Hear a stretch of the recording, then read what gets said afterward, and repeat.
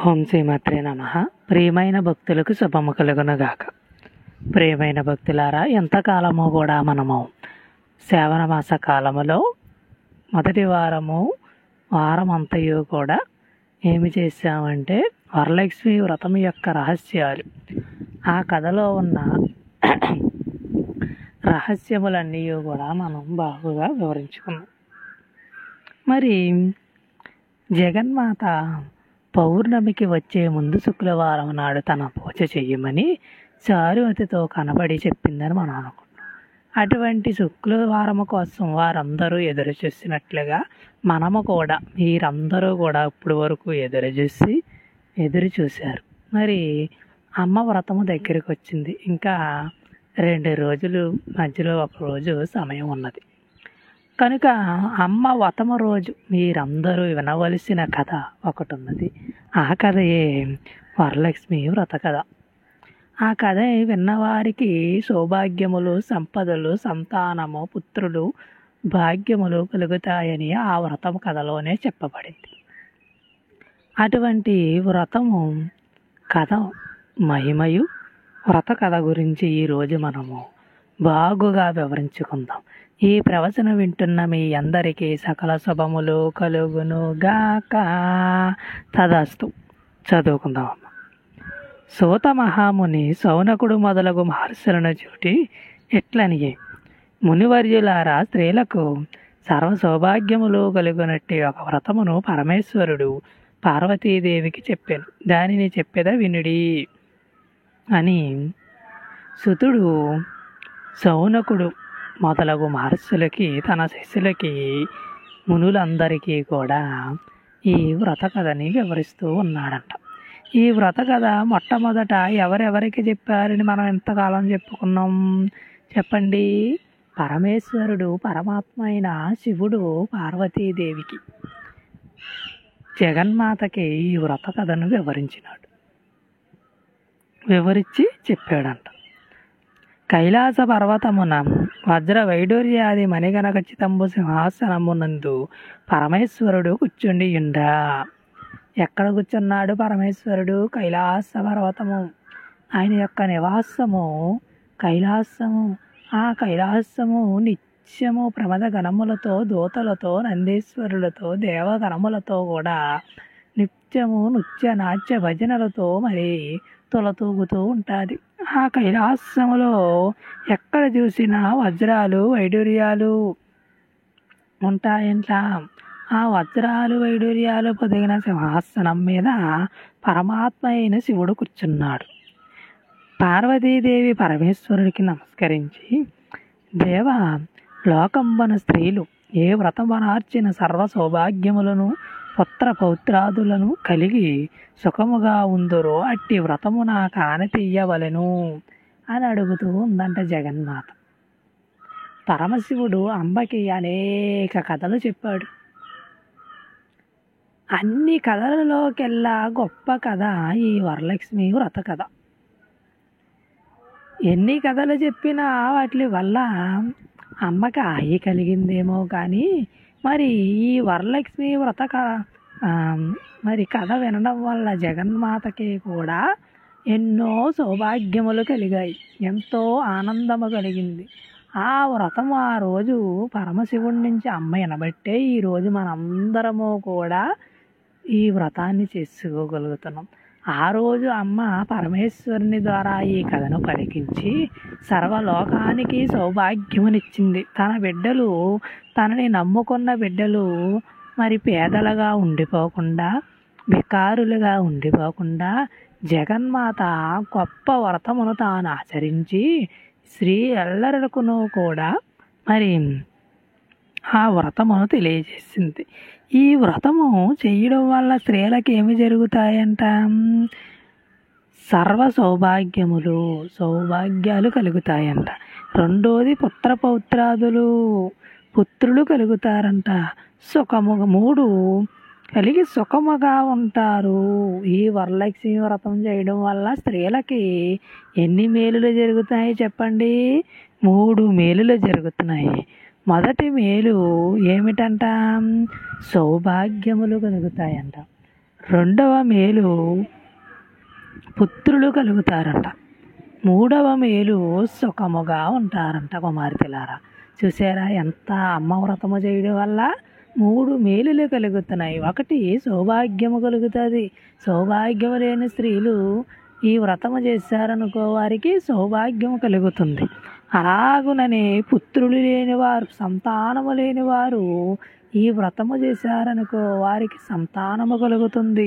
సుఖము లేక కష్టములతో వేదనలతో బాధలతో ఉన్నవారు ఈ వరలక్ష్మి వ్రతము చేశారనుకో వారికి సుఖము కలుగుతుందంట అని పరమేశ్వరుడికి పార్వతీదేవి అడిగింది. అప్పుడు అంటున్నాడు పరమాత్మ, ఓ పార్వతీ లోకేశ్వరి, నువ్వు అడిగిన పుత్రుడు పౌత్రులు సౌభాగ్యములు కలగాలంటే చెయ్యవలసిన వ్రతం ఒకటి ఉన్నది.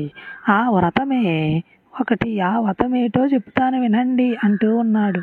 ఓ మనోహరి, స్త్రీలకు పుత్ర పౌత్రాది సంపత్తులు కలుగజేసేడి వరలక్ష్మి వ్రతముకు ఒక వ్రతంబు కలదు.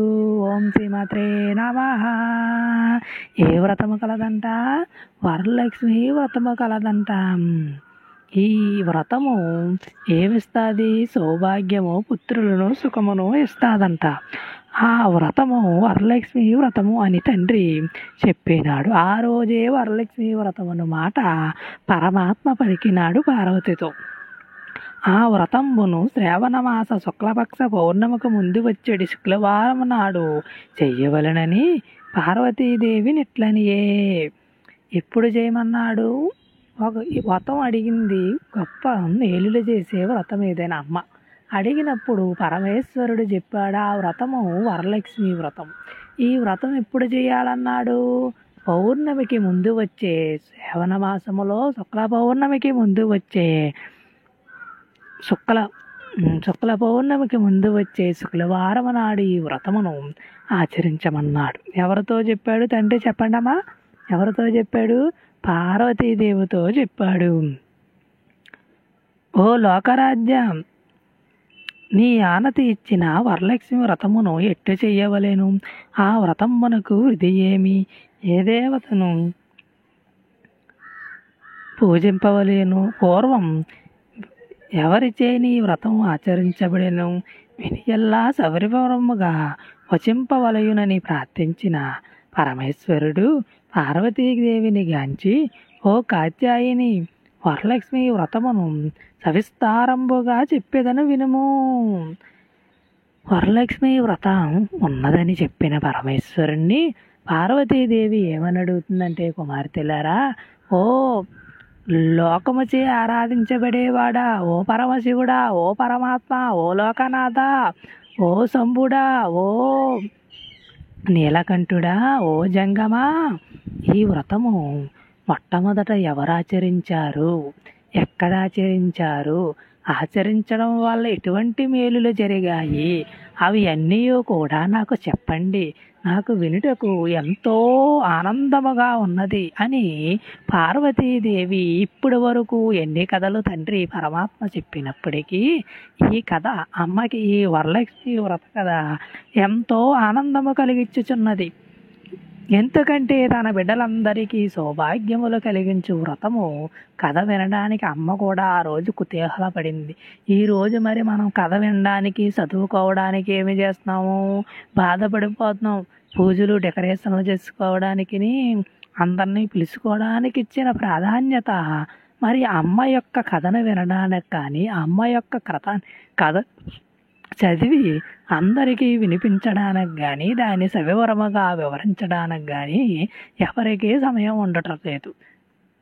కానీ ఆ రోజు జగన్మాత అయిన పార్వతీదేవి ఆ కథ వినడానికి కుతూహలపడింది, ఆనందం పడింది, ఎంతో ఉత్సాహముతో ఉన్నది. అలాగే ఈరోజు వ్రతము చేసుకుంటున్న మీరందరూ కూడా కుతూహలముతో, ఆనందముతో, సంతోషముతో పూజ ఎంత బాగా చేసుకున్నారో కథను కూడా అంత బాగా చదువుకొని అంత బాగా ఆ కథను వినడం వల్ల మేలులు, ఎన్ని మేలులు? 3 మేలులు. మొదటి మేలు సౌభాగ్యము, రెండవ మేలు సంతానము, మూడవ మేలు సుఖము. సుఖం అంటే కష్టాలు లేకుండడమే అని మీరందరూ కూడా తెలుసుకోవాలి. చదువుకుందాం. మగధ దేశమున కుండినమనొక పట్టణము కలదు. అట్టి పట్టణమునందు చారుమతి అని ఒక మహిళ కలదు. మగధ దేశములో ఏ పట్టణము కలదంట? కుండినము అనే పట్టణము కలదంట. ఆ పట్టణానికి ఏం పేరు? కుండినం అనే పట్టణము. ఆ పట్టణములో ఎవరు కలరంట? చారుమతి అను ఒక మహిళ కలదు. ఈ చారుమతి సౌభాగ్యవతి.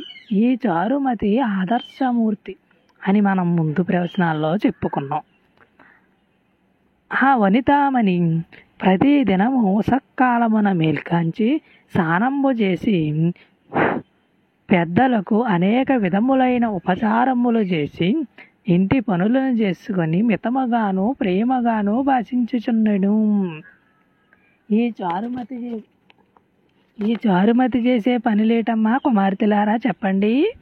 ఈ చారుమతి ప్రతిదినము ఎప్పుడు లేస్తుందంట? ఉసక్కాలమున అంటే బ్రాహ్మీ ముహూర్తములో తెల్లవారుజామున లేస్తుందంట. మేలుగాంచి అంటే మేలుకొని తెల్లవారుజామునే. ఈ రోజుల్లో 8 9 నిద్రలేని స్త్రీలు ఎంతోమంది మనకు కనబడుతూ ఉంటారు. కానీ ఈ చారుమతి మాత్రము ఎప్పుడు లేచిందంట? ఉసక్కాలమున సూర్యుడు ఇంకా రాకముందే లేచి స్నానంబు చేసి పెద్దలకు ఉపచారములు చేసి ఇంటి పనులను చేసి మితముగాను ప్రేమగాను భాషించుచుండెను.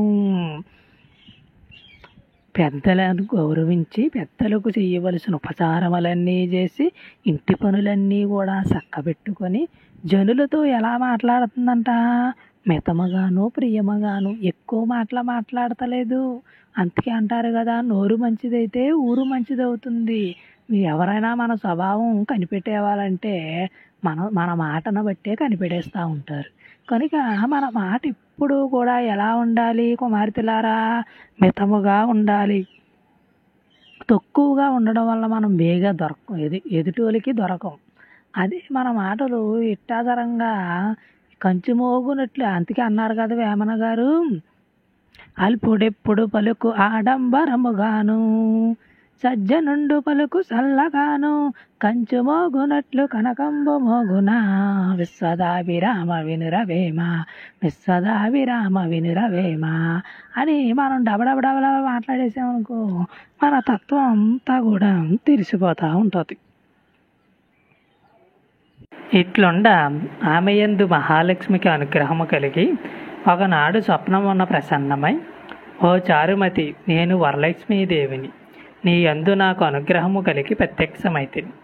శ్రావణ శుక్ల పౌర్ణమికి ముందుగా వచ్చేడు శుక్రవారము నాడు నన్ను పూజించిన నీవు కోరిన వరములు ఇచ్చేతనని చారుమతీదేవి స్వప్నములోనే వరలక్ష్మీదేవికి ప్రదక్షిణ నమస్కారములు చేసి అనేక విధముల స్తోత్రములు చేసి, ఓ జగజ్జనని, నీ కటాక్షంబు కలిగి నేను జనులు ధన్యులగును, విద్వాంసులగును, సకల సంపన్నులగును అయ్యెదరు అని చారుమతి అన్నాదంట. ఆ విధముగా మరి మహాలక్ష్మి చారుమతి యందు సంతసించి ఆమెకు కనబడి ఆమెకి ఏమి చేసింది?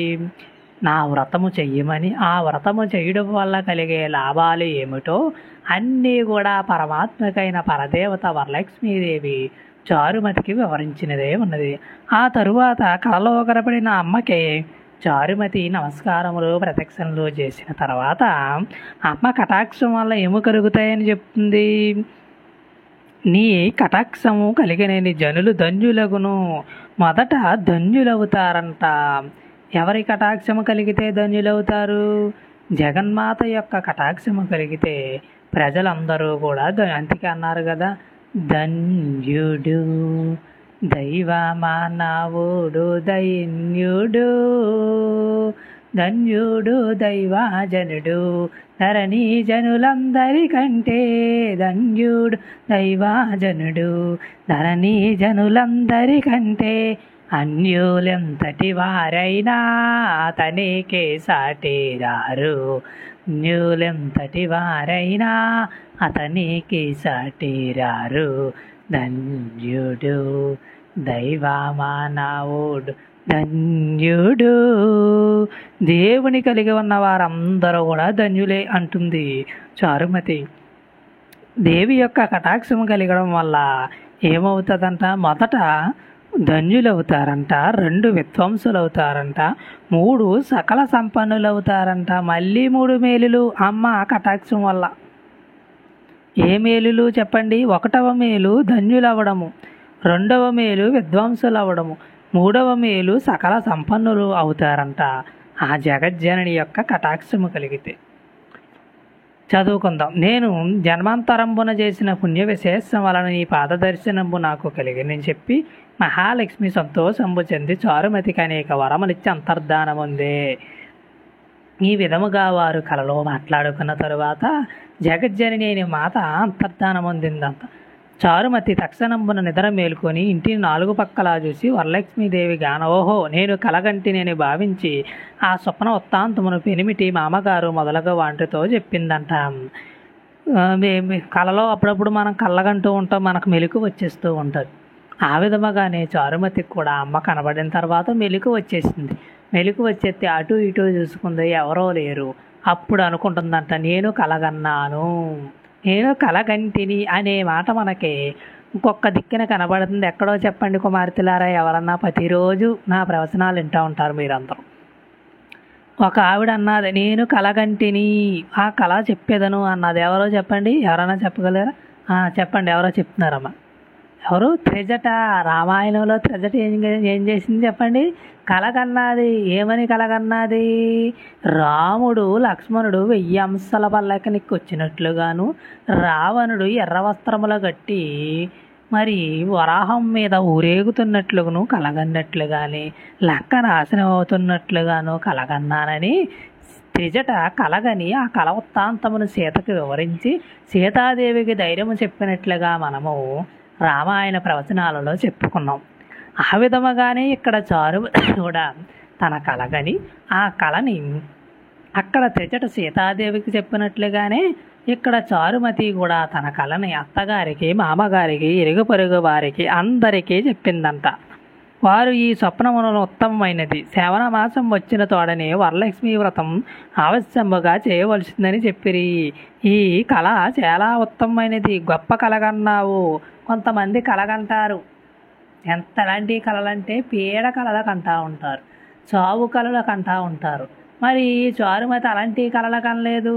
నిత్యము దైవారాధన, నిత్యము భర్తారాధన, నిత్యము అత్తమామల ఉపచారములు చేస్తున్న స్త్రీ, ఎవరితోనూ తగువులనే స్త్రీ కనుక నిత్యము దేవుని యందే పరమాత్మ యందే నమ్మిక ఉంచిన స్త్రీ కనుక ఈమెకి మంచి కళ వచ్చింది, ఉత్తమమైన కళ కనుక వ్రతము మనం చేయడానికి సిద్ధపడదామని అందరూ అన్నారంట. పిమ్మట చారుమతిను స్వప్నము విన్న స్త్రీలను శ్రావణ మాసం ఎప్పుడు వచ్చినని ఎదురు చూచుచుండేది. ఎదురు చూస్తున్నారంట. ఎవరి కోసం? అమ్మ వ్రతము చేయడానికి. మరి ఈరోజు నువ్వు దైవ పూజ చేయడానికి ఎదురు చూస్తున్నావా? చిన్నప్పుడు నేను అలాగే దేవి నవరాత్రులు చేయడానికి. ఎప్పుడు నవరాత్రులు, ఇప్పటికీ నాకు అదే ఉత్సాహం. ఎప్పుడు నవరాత్రులు వస్తాయి, ఎప్పుడు భవానీలు మాలలు ధరిస్తారు, ఎప్పుడు అమ్మ భజన చేద్దాం. ఆ భజన శబ్దం వినబడగానే నాకు ఆనందము కలుగుతున్నది. ఎదురు చూడడం. మనము దేనికోసం ఎదురు చూస్తున్నామంటే లోకములో రకరకాల ఆలాపనల కోసం ఎదురు చూస్తూ ఉంటాం. వాటి కోసము కాకుండా ఇక్కడ చారుమతి మొదలగు స్త్రీలందరూ కూడా జగన్మాత వ్రతము చేయడానికి ఎదురు చూస్తూ ఉన్నారంట. దైవము కొరకు ఎదురు చూసావనుకో నీకు ఆరోగ్యము కలుగుతుంది. దైవము కొరకు ఎదురు చూసావనుకో నీకు సంపదలు కలుగుతాయి. దైవము కొరకు ఎదురు చూసావనుకో నీకు సుఖము కలుగుతుంది. దైవము కోసం ఎదురు చూసావనుకో నీ కష్టములన్నీ పటాపంచలైపోతాయి. అలా కాకుండా లోకములో ఉన్న ఆశల కోసం, లోకములో ఉన్న ఆనందము కోసం, లోకములో ఉన్న సంపదల కోసము, లోకములో ఉన్న ఆలాపనల కోసము, లోకములో ఉన్న చెడు వ్యసనాల కోసం నువ్వు ఎదురు చూసి వాటిని అనుభవించినప్పుడు నీకు దుఃఖము, దరిద్రము, పాపము కలుగుతుంది. కానీ దైవము కోసం, దైవం పని చేయడానికి కోసం, దైవ పూజ చేయడం కోసం, దైవ ప్రవచనం వినడం కోసం నువ్వు ఎదురు చూసిన నాడు నీకు అంతయు కూడా మంచియు ఆనందము జరుగుతుందని మీ అందరికీ కూడా తెలియజేస్తూ ఉన్నాను. ఆ విధముగా ఇట్లుండగా వీరి భాగ్యోదయంబు వలన శ్రావణ మాస పౌర్ణిమకు ముందుగా వచ్చేటి శుక్రవారం వచ్చిందంట. మరి శ్రావణ మాసము పౌర్ణమి రోజే చెయ్యొచ్చు. పౌర్ణమి అన్ని రోజుల కంటే గొప్ప రోజు. ఆ రోజు సాధకుల యొక్క శక్తి పెరిగిపోతూ ఉంటుంది. చంద్రుడు నిండుగా ఉంటాడు. ఆ రోజు చేసిన పూజలు చాలా ఫలితాన్ని ఇస్తాయి. కానీ ఇక్కడ అమ్మ ఎందుకు శ్రావణ పౌర్ణమికి ముందు వచ్చి శుక్రవారం ఈ వ్రతము చేయమన్నదంటే, ఆ రోజు జగన్మాత క్షీరసాగరతనైన జగజ్జనని భృగు మహర్షికి కుమార్తెగా ఉద్భవించింది కనుక ఆ ఉద్భవించిన రోజే, ఆమె పుట్టినరోజే తన వ్రతము చెయ్యమని మరి చారుమతికి తెలియజేసినట్లుగా మనము గ్రహించవలసిన వారమై ఉన్నాం. అంత చారుమతి మొదలగు స్త్రీలందరూ ఈ దినంబే గదా వరలక్ష్మీదేవి చెప్పిన దినంబని. ఆ దినమే ఏ దినము చెప్పండి? శ్రావణ శుక్ల పౌర్ణమికి ముందు వచ్చేది శుక్రవార దినమే గొప్ప దినము. ఆ దినమే వరలక్ష్మి వ్రతము చెయ్యమని చెప్పిందని అనుకున్నారంట. అనుకొని ఉదయంబుని మేలుగాంచి స్నానంబులు చేసి చిత్ర వస్త్రంబులు కట్టుకొని చారుమతీదేవి గృహమున చేరేరంట. ఈ స్త్రీలందరూ కూడా చారుమతిని మరి చెప్పిన కలవత్తాంతమును పట్టుకొని ఆ రోజు ఉదయం తెల్లవారుజామున వెలుకొని నదీ స్నానములు చేసి అందరూ కూడా కొప్పులు ముడులు వేసుకొని సంపులు పట్టుకొని గోదావరి జలముల యొద్దకు వెళ్ళి నీటి యందు తెల్లవారుజామున స్నానాలు చేసి నుదుటిన పసుపుయు కుంకుమయు ధరించి ఇంటికి ఆ గోదావరి పవిత్ర జలములు తెచ్చుకొని ఇల్లంతయు జల్లుకొని ఆ తరువాత వారు మంచి వస్త్రములు కట్టుకొని శుద్ధిగా చారుమతి గృహము చేరి ఒక ప్రదేశమున ఏమి చేశారంట? గోమయంబు అలికారు. అంటే ఆవు పేడతో అలికి మండపం ఏర్పరిచారంట. ఆ తరువాత ఏమి చేశారు? ముగ్గులు వేశారు. అందు ఒక ఆసనం ఏర్పాటు చేశారు. ఎవరికి ఆసనము? ఎవరు కూర్చోవడానికి చెప్పండి? పరమాత్మిక కూర్చోవడానికి, జగన్మాతని కూర్చోబెట్టడానికి ఒక ఆసనం వేశారు. అమ్మకి గద్దె ఏర్పాటు చేశారు. ఆ ఆసనం మీద జగన్మాతని కూర్చోబెట్టాలి. అక్కడ ఇంకేమి చేశారో చూద్దాం. కొత్త బియ్యం పోసారంట. ఆ ఆసనం మీద పోసి మర్రి చిగుళ్ళు మొదలగు పంచపల్లవములచే కలశం ఏర్పాటు చేశారు.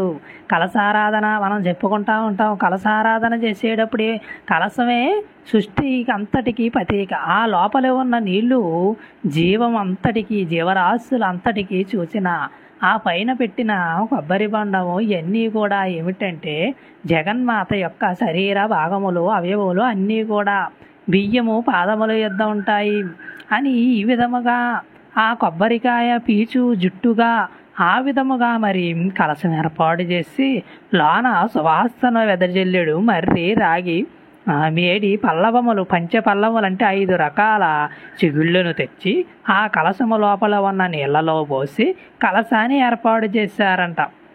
అందు వరలక్ష్మీదేవిని ఆవాహన చేసి ఆ కలశం పెట్టిన తర్వాత అమ్మని రమ్మని ప్రార్థన చేశారు. ఆవాహన అంటే రమ్మనడం.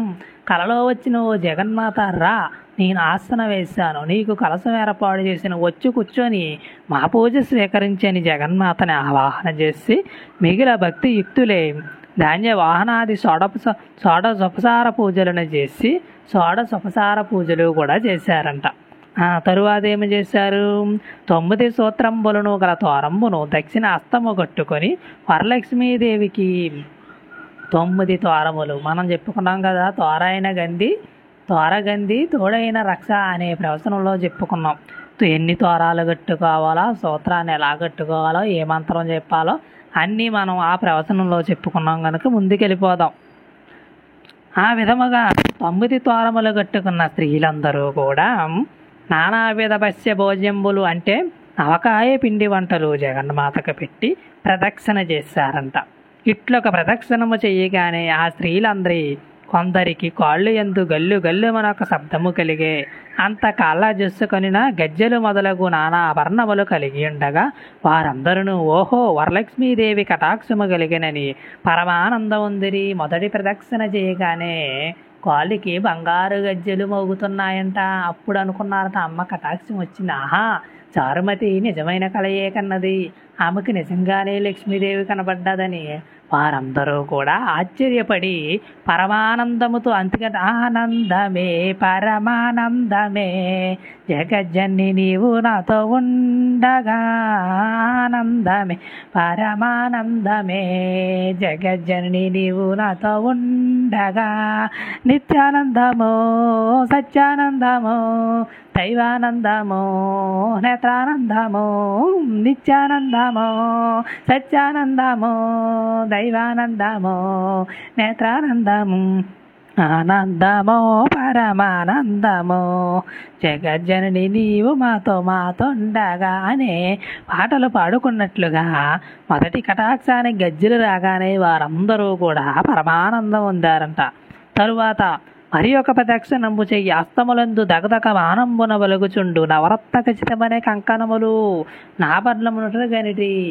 రెండవ ప్రదక్షిణ చేయగానే మరి చేతులకు నవరత్నములతో తయారైన ఆభరణాలు వచ్చాయంట. ఇంకా చెప్పనేలా మూడవ ప్రదక్షిణ చెయ్యగానే స్త్రీలందరూ సర్వభూషణ అలంకృతులైరి. మొత్తం ఒళ్ళంతా బంగారముతో వెండితో వజ్రములతో నిండిపోయాయంట.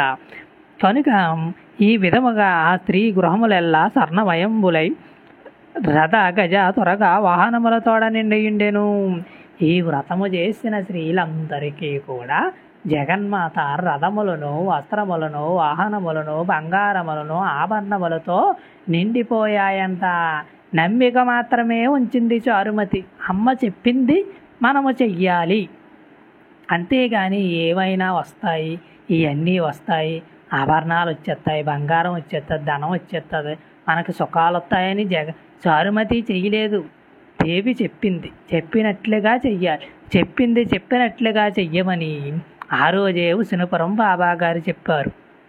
చెప్పినట్లుగా చెయ్యి, అంతవరకే. ఆ విధముగా చారుమతి చెప్పినట్లుగా చేసింది, ఎన్నో మేలులు పొందింది. అంతా నా స్త్రీలు తోడుకొని గృహంబలకు పోవుటకు వారి వారి ఎండ్ల నుండి గుర్రములు ఏనుగులు రథములు బండ్లు వచ్చి నిలిచిండును. ముందు వీరంతా పేదవారే మామూలుగానే నడిచొచ్చారు చారుమతి ఇంటికి. కానీ వ్రతం అయ్యేటప్పటికీ ఈ వ్రతము చేసిన స్త్రీలందరికీ కూడా నౌకరులు గుర్రములు రథములు పల్లకలు అన్నీ కూడా వారికి తీసుకుపోవడానికి సిద్ధముగా ఉన్నాయంట. పెదప చారుమతి మొదలగు స్త్రీలందరూ తమతే కల్పోక్త ప్రకారం పూజ చేయించిన పురోహితునికి 12 కుడుములు వాయనదానమిచ్చి దక్షిణ తాంబూలవశ ఆశీర్వాదమునందుడు. మరి ఈ పూజ చేయించిన బ్రాహ్మణులకి ఏమి చేశారంట? చారుమతి మొదలైన స్త్రీలందరూ వాయినాలు ఇచ్చి తాంబూలములు ఇచ్చి కానుకలు సమర్పించి ఆశీర్వాదములు పొందారు. వరలక్ష్మీదేవికి నివేదన చేసిన భక్షాదులను బంధువులతో నెలను భుజించి తమ కొరకు వచ్చి కాచికనిన గుర్రములు ఏనుగులు మొదలగు వాహనములెక్కి తమ ఎండ్లకు పోవచ్చు. ఒకరితోనొకరు ఏమి చేశారంట? అమ్మకి నివేదించిన పదార్థములన్నీ కూడా ఆరతిచ్చుకొని ఆ తరువాత చుట్టాలకి వచ్చిన వారికి అందరూ కూడా సంతృప్తిగా భుజించి ఆనందముతో ఇంట్లోకి వెళ్ళడానికి గుర్రములు రథములు ఎక్కి ఏమని మాట్లాడుకుంటున్నారంట? ఓహో, చారుమతీదేవి భాగ్యం ఏమని చెప్పవచ్చు. ఎంత గొప్ప చారుమతి, ఆమె వలనే కదా మనకి ఇవన్నీ కలిగినాయి. బలేటి కలగన్నది ఆనాడు త్రిజట కలగన్నది, అది నెరవేరింది. ఈనాడు చారుమతి కలగన్నది నెరవేరింది. ఇటువంటి కళలు ఎంత మధురమైనవి. ఏ దేవి తానంత తాను స్వప్నములో వచ్చి ప్రత్యక్షం ఆ చారుమతి వలనే కదా మనకిట్టి భాగ్యము కలిగినది వారందరూ కూడా చెప్పుకున్నారంట. పిదప చారుమతి మొదలగు స్త్రీలందరూ ప్రతి సంవత్సరం ఈ వ్రతము చేయుచు పుత్ర పౌత్రాభివృద్ధి కలిగి ధన కనక వస్తు వాహనములతోడ కూడుకొని సుఖముగా ఉండేది. ఈ విధముగా అక్కడ నుంచి ప్రతి ఒక్కరూ కూడా ఈ వ్రతము చేసుకుంటూ ప్రతి సంవత్సరము చేసిన వారందరికీ కూడా పుత్రులు కలిగారంట, వాహనములు కలిగాయంట, ధనము కలిగిందంట, బంగారములు కలిగాయంట, వస్తువులు కలిగి సుఖముగా ఉన్నారంట. ఈరోజు ఈ ప్రవచనం వింటున్న మీకు కూడా ఈ విధముగానే జరుగుతుంది. ఈ వ్రతము చేసిన ఈ కథ విన్నా కూడా మీకు పుత్రులు కలుగుతారు, ధనము కలుగుతుంది, బంగారము కలుగుతుంది, వస్తువులు కలుగుతాయి, వాహనములు కూడా కలుగుతాయి అని మీరందరూ గ్రహించాలి. కావున ఓ పార్వతి, ఈ ఉత్తమమైన వ్రతమును అందరూ చెయ్యవచ్చును అన్నాడు పరమేశ్వరుడు. అట్లు అనార్చిన సర్వ సౌభాగ్యములు కలిగి సుఖముగా నుందురు. ఈ కథలను వినివారులకును చదువువారులకును వరలక్ష్మి ప్రసాదం వలన సకల కార్యములు సిద్ధించునని పరమేశ్వరుడు పలికెను. వరలక్ష్మి వ్రత కథ సంపూర్ణము. ఈ విధముగా పరమేశ్వరుడు ఆనాడు మగధ దేశములో కుండినవన పట్టణములో జరిగిన వృత్తాంతమును పార్వతికి వినిపించి, ప్రతి ఒక్కరూ కూడా ఈ వ్రతము చెయ్యొచ్చు. ఈ వ్రతము చేసిన వారికి ఏమి కలుగుతాయంట? 3 మేలులు చెప్పుకున్నాం. మొదట ఏమి కలుగుతుంది? సౌభాగ్యము. 2 సంతానము. 3 సుఖము కలుగుతుందంట. తరువాత పుత్రులు కలుగుతారంట, ధనము కలుగుతుందంట, బంగారము కలుగుతుందంట, వస్తువులు కలుగుతాయంట, వాహనములు కలుగుతాయంట. ఇవి అన్నీ కలిగినను కలగకపోయినను కూడా అమ్మ చెప్పింది కాబట్టి మనందరము చేశామంటే ఇంకా ఇంకా మేలు, నమ్మిక మాత్రం ఉంచుము అన్నాడు పరమాత్మ. ఆ విధముగా మనం నమ్మకం ఉంచి జగన్మాత చెప్పినట్లు చేశామంటే మనకి పరమాత్మ ఏ విధముగా చూడాలో, ఏ విధముగా మనం నిలబెట్టాలో, ఏ విధముగా నడిపించాలో ఆ విధముగానే నడిపిస్తారని ఉసినపురంలో మనం ప్రవచనాల ద్వారా వింటున్న వారే విన్నాం. ఉసినపురం వచ్చిన నాడు మన నుదిటి రాత ఒకలా ఉంటుంది. ఉసినపురం నుంచి వచ్చి దర్శనము చేసుకుని వెళ్ళిన తర్వాత మన జీవితము రాతయు మరొక్క నుదిటి మీద ఉన్న రాత చెరిగిపోతుందంట ఉసినపురంలో అడిగి పెట్టగానే అని మీరందరూ కూడా గ్రహించారు. ఈ విధముగా ఈ వ్రతము చేసినా చెయ్యకపోయినా ఈ కథను వినివారులకును చదువువారులకును వరలక్ష్మి ప్రసాదం వలన సకల కార్యములు సిద్ధిస్తాయని పరమేశ్వరుడే ఆనాడు పార్వతీదేవికి చెప్పి ఉన్నాడు. కనుక ఈరోజు నేను ప్రవచనం చెప్తున్నా, నేను వ్రతం చేయను, ప్రవచనం చెప్తున్నా, నాకు అనేక కోరికలు నెరవేరుతాయి. మీరు అంటున్నారు మీకు అనేక కోరికలు నెరవేరుతాయి. కొంతమంది ఈ ప్రవచనాలు చూసి ఏదో 2 ముక్కలు వింటున్నారు, వారికి కూడా సకల కార్యాలు సిద్ధిస్తాయని పరమేశ్వరుడే చెప్పాడు. కనుక ఈ వ్రత కథను విన్న మీ అందరికీ, ప్రవచనాలు వింటున్న మీ అందరికీ సకల శుభములు, ఆరోగ్యములు, ఆనందములు కలిగి నిత్యానందముతో మీరందరూ వర్ధిల్లుతూ ఉసినపురం వచ్చి పరమాత్మ యొక్క దర్శనము చేసుకొందురుగాక. తదాస్తు. దివ్యాదేవుడు నిన్ను దీవించునుగాక, భూమిని చేసిన వాడి పోషించునుగాక, వీరభద్రుడు నిన్ను వీరించునుగాక, బెజవాడ దుర్గమ్మ బలమునిచ్చునుగాక, పరమశివుడు నిన్ను పోషించునుగాక, పరమవిష్ణువు నిన్ను పాలించునుగాక, గణనాథుడు నిన్ను గణపరచునుగాక. విజయము ఈ పాట వినివారి కచ్చరబ వీరుడరారము, వీరుడరారము. తదాస్తు.